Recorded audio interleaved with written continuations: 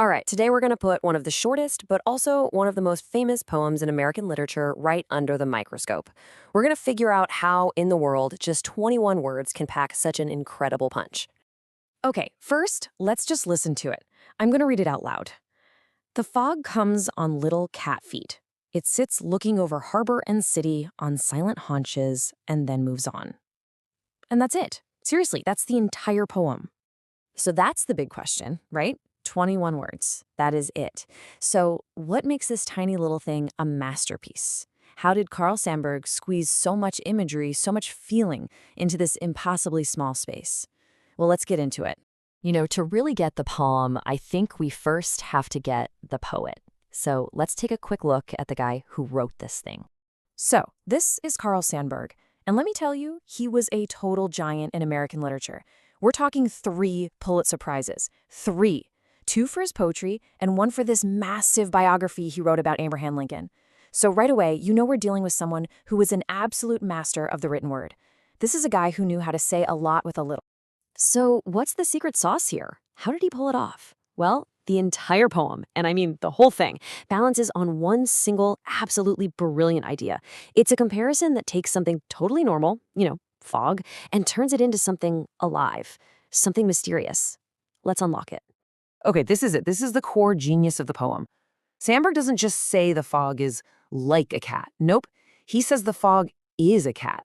And just think about it for a second. It makes perfect sense, right? They both just appear super silently. They both have this slow, creeping way about them. They have this quiet, watchful presence. And you never know when they're going to leave. It's an absolutely perfect match. All right, so the idea of fog as cat is cool in theory. But the real magic, the real artistry, is how Sandburg actually builds the poem around this idea. Let's actually follow the footsteps of this fog cat. The poem basically has 3 little movements. First, you've got the arrival on little cat feet. It's so quiet, so subtle, you almost don't even see it happen. Then there's the presence. It sits looking over harbor and city, just watching, like a silent observer. And that word haunches, it's perfect. You can just picture a cat sitting like that.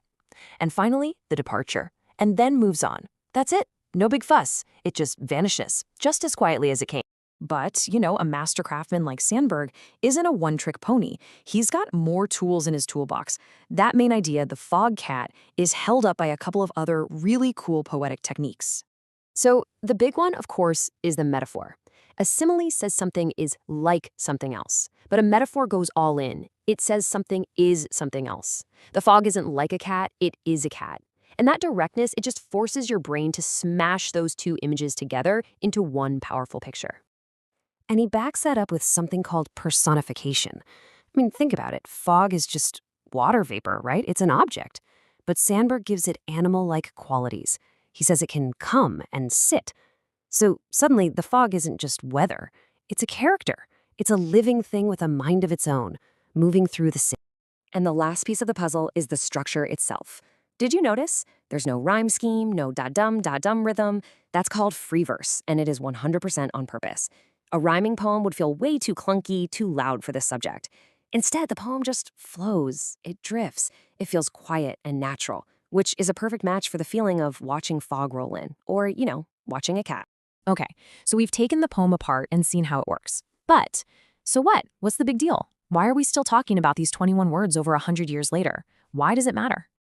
I think at its heart, this poem is really about seeing. It's about looking at something totally ordinary, a foggy day. We've all seen one, and finding the magic in it. Sandburg kind of lends us his eyes for a moment. And once you see the fog as a cat, you can't unsee it. He takes something totally mundane and makes it mysterious and beautiful. And really, that's what poetry can do, right? It gives us new ways to see our own world. So I'll just leave you with this question to chew on.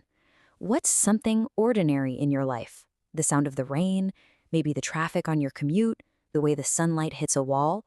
What new comparison could you find that would help you see it in a totally different light?